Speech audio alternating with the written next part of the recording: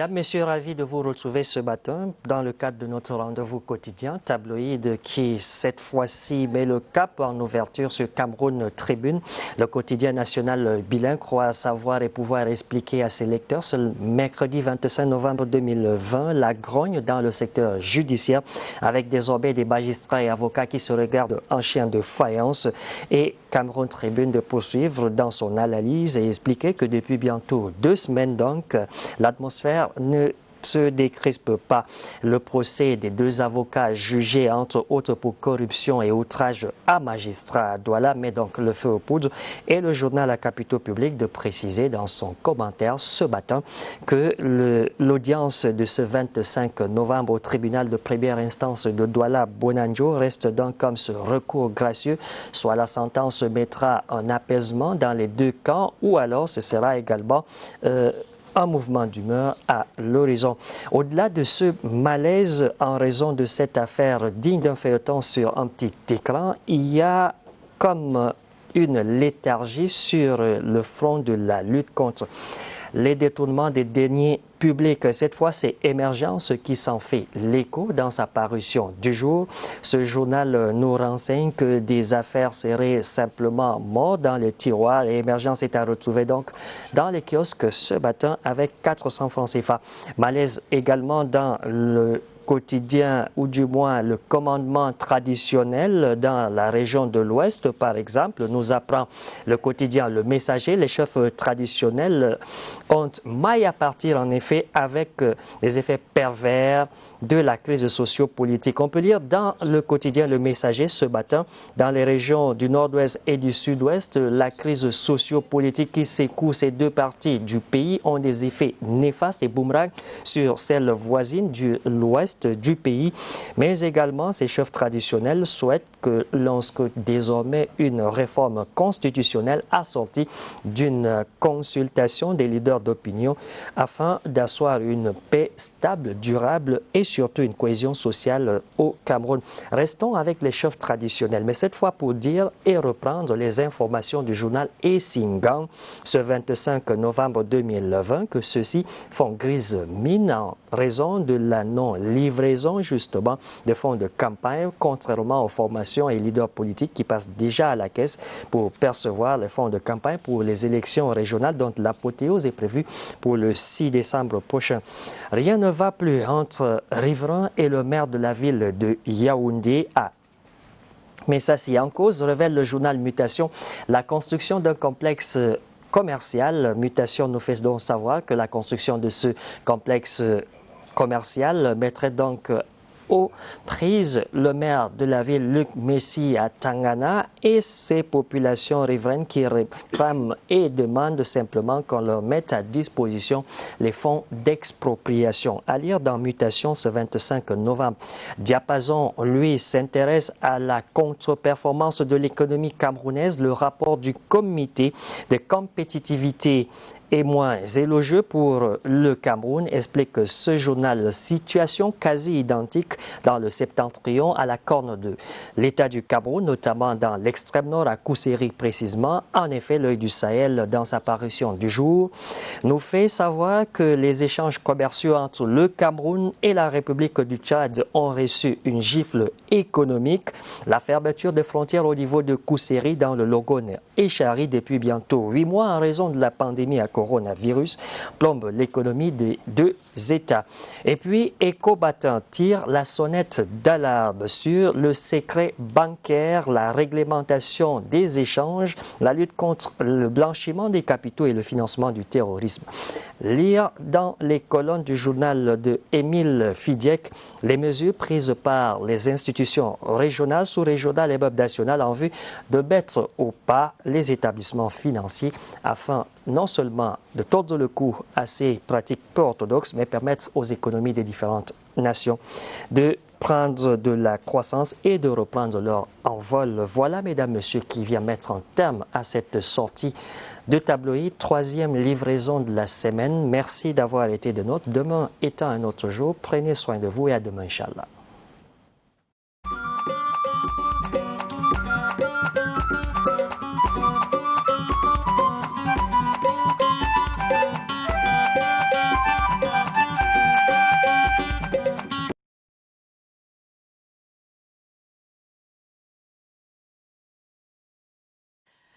Voilà, merci beaucoup Cyril. Et à mercredi prochain, prenons à présent le rendez-vous de la revue de presse tabloïd en anglais présentée par Clarence Ngué dans un instant.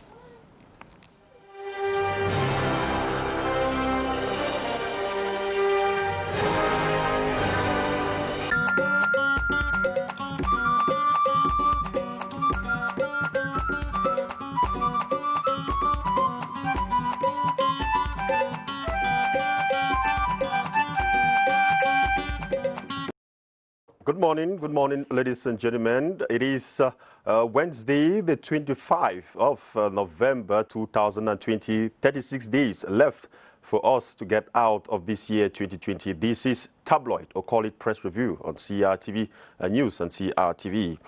We begin our press review this morning with the National Bilingual Daily, talking about regional elections. It headlines public funding now available. National Bilingual Daily Cameroon Tribune says political parties retained for the December 6, 2020 elections have since yesterday, November 24, 2020, been signing out the money put at their disposal by the state in conformity with existing legislations.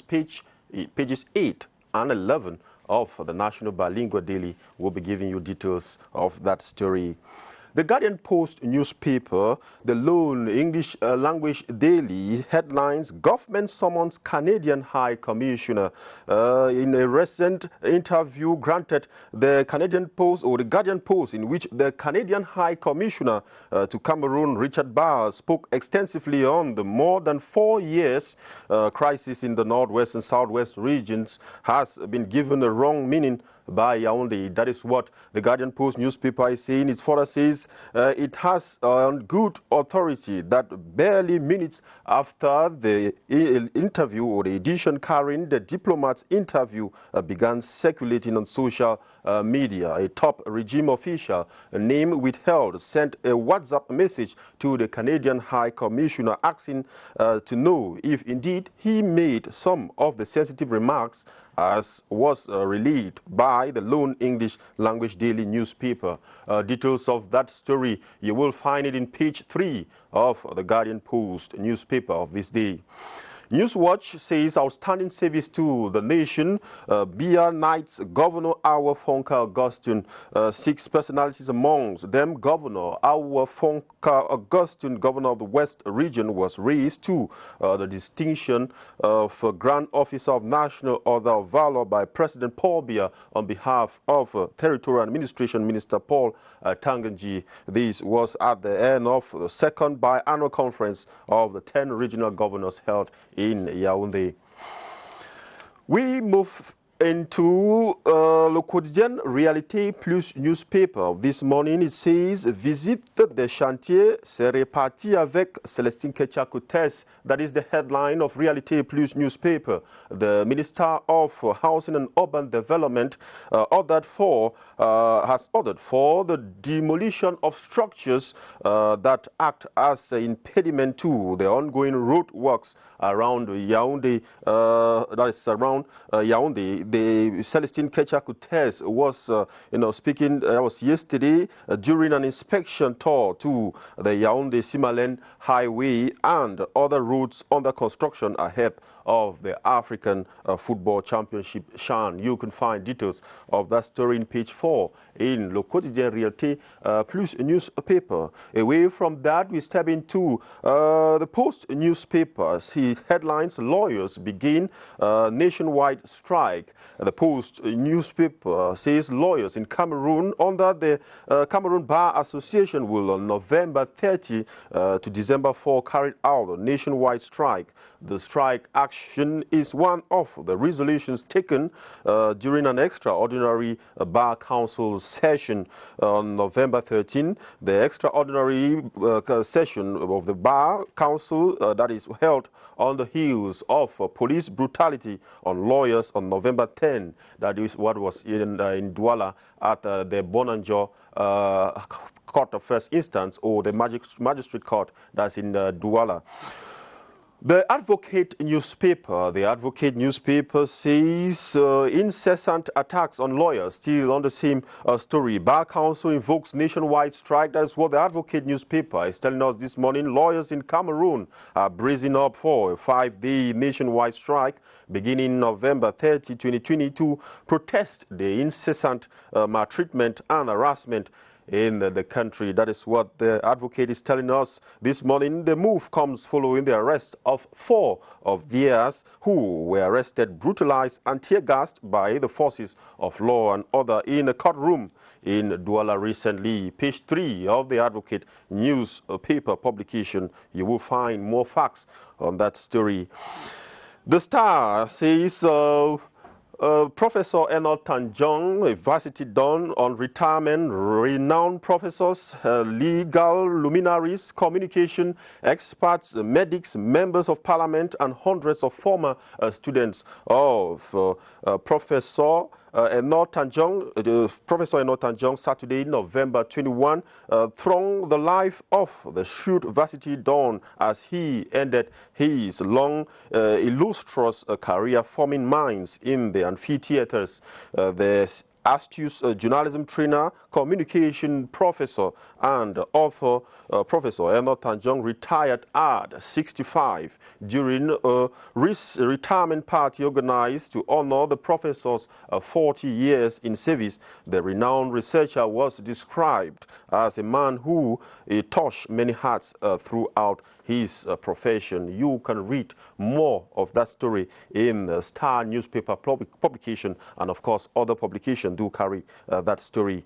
Mutation talks about the recent suspension of CAF President Ahmad Ahmad. Is saying that the Confederation of African Football, CAF, is preparing to announce the inauguration of the Confederation first Vice President Congolese Constantino Marie Selemi as interim president of the Confederation until March 2020, according to several news reports. That is what the other newspapers are saying, that Suleimani's inauguration comes after the Ethics Committee of the International Federation of Football Association, FIFA, issued its decision to suspend Ahmad Ahmad, the CAF president, for a period of 5 years after he broke FIFA code of conduct. You will get more of that story in the Mutation newspaper publication of this day. And we end up with this newspaper, but